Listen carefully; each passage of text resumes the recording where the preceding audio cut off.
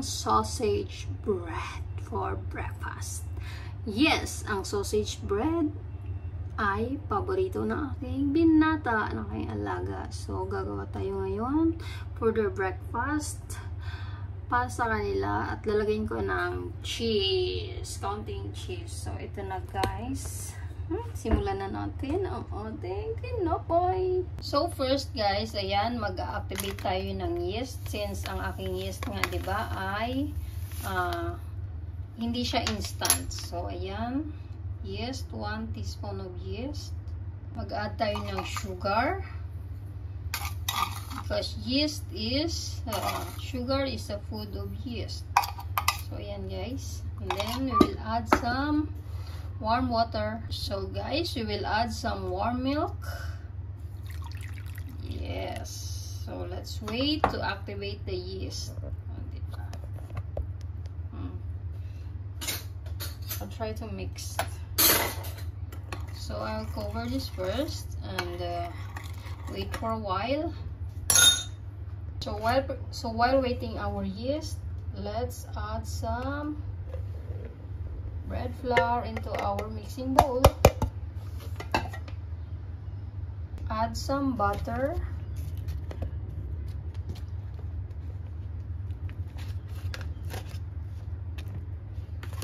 And a little bit of sugar.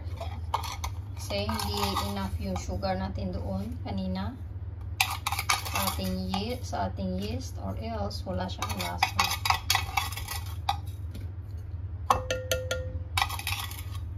So ayan guys, I will wait for a while for the yeast to activate. So ayan guys, while I'm waiting my yeast to activate, so mag-a-iron muna ako ng clothes. Para kasi it's a little bit late na. It's almost 5 PM in the afternoon. English. So, mga few minutes, mga at least 3 minutes yun, mag-activate na yung yeast natin. So, yan guys. Busy-busyhan tayo. Ayan, minsan nakaka-boring na din, no? Mag-isa lang lagi sa bahay araw-araw. Pero feeling ko, pagod na ako kahit konti lang naman yung ginagawa ko. Dinner lang ako nagluluto dito sa bahay ng boss ko. So, ayan na nga. Medyo malapit-lapit na tayo mag-for good. Oh! Thanks to God. But you know, kaya nagtitipid tayo ng mahigpit na mahigpit. Mahirap sa Pilipinas. We will see what our life, our future is waiting there. So, ayan guys, magpa-plancha muna ako while waiting the bread. So, ito na guys, yung ating yeast, nag-activate na siya, nabuhay na siya. So, ilalagay na natin siya sa ating bread flour. O, diba? So, may sugar na natira, ilinisin natin. Sayang yun.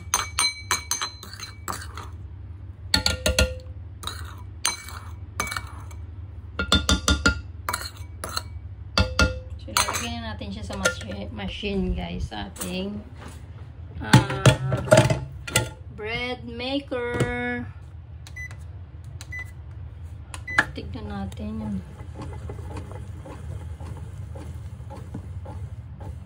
So magdadagdag tayo ng kaunting water. So ayun guys, magdagdag tayo ng kaunting water lang, kaunti lang talaga.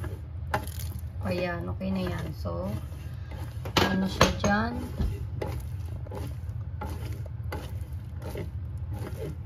So, tatakpan lang natin para mag-ikot-ikot siya dyan. Babalikan natin mamaya. So, ito pala yung ating sausage bread, guys. Huhugasan natin. So, hayaan lang natin itong ma-deep toast. Kasi yung bread natin, bread flour natin, na mamaya pa naman. So, ito yung ating sausage, guys. So, tatabi lang natin to habang iniintay natin yung ating bread dough. So, ayun, naggiling-giling yung ating bread dough doon. So, gagawa muna tayo ng ibang trabaho while waiting. So, ito na yung ating bread dough. Tatanggalin na natin siya sa ating mixing bowl. So, tatanggalin natin. Wait lang. Lipat natin dito sa ating ano. Kasi gagawin na nating tinapay. I think mag-add ako ng ano, flour o hindi na. So, ayan guys. Mag-iintay na yung ating sausage bread. Ayan. So, ayan na guys yung ating dough.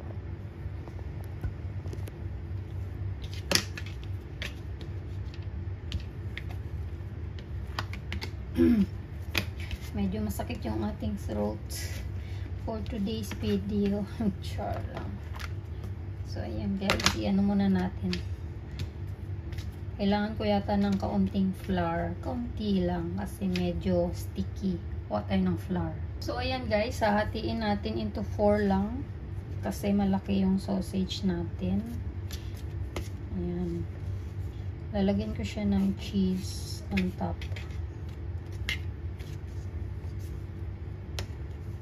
So, gagawin natin siyang balls. Naparami naman yung extra flour ko. So, hindi ko siya kailangan tamihan. So, yung sausage natin nag-aantay. Sabi niya, bilisan mo. Kailangan kong bilisan kasi magluluto pa tayo ng dinner. So, ayun guys. Hindi ako mahilig sa ano, sa mga frozen food guys. As in, no, I'm not a fan of sausages. Gusto ko yung sausage na klase, yung Hungarian sausage. Hungarian sausage! So, ayan, ang gagawin ko lang is, ganito lang. Lumikit. Grabe yung laban ng ano, intense, ng basketball. Latvia at saka Germany.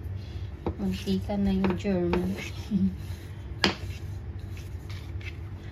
So, wait lang guys. I-prepare ko muna yung ating ano, yung baking paper. So, ayan guys, yung ating parchment paper.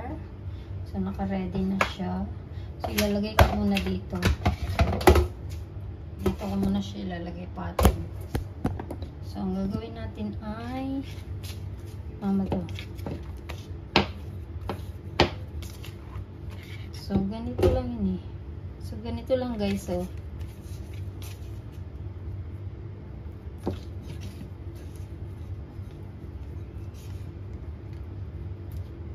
So, ididikit ko lang siya dito.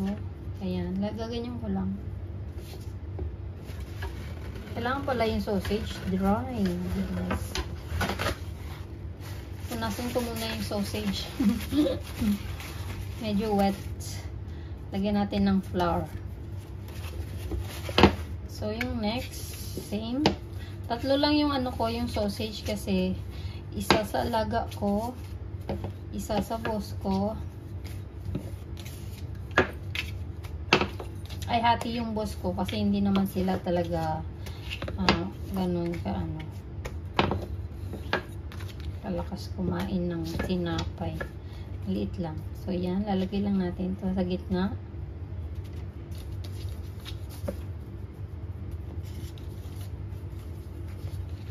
Ayan.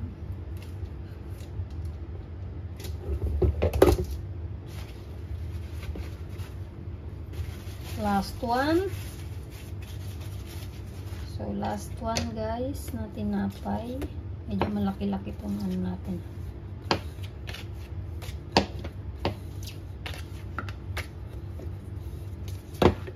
So, ayan.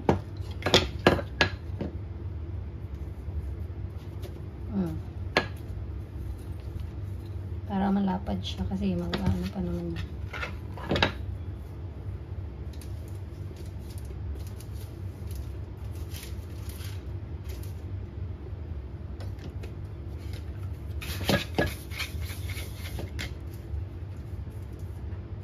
So, ito na siya guys. Ayan.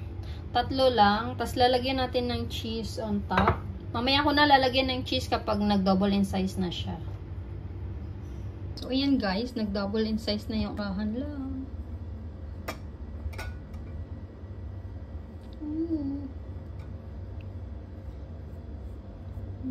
Umapaw sa ating parchment paper.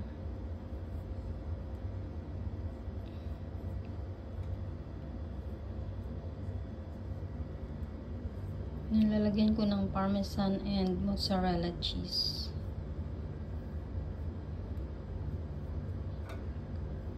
Diba? Ito yung tinatawag na egg wash.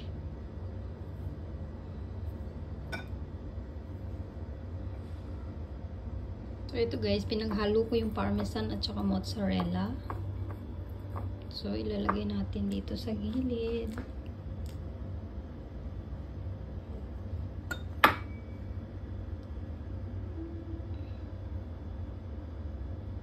Oh, diba?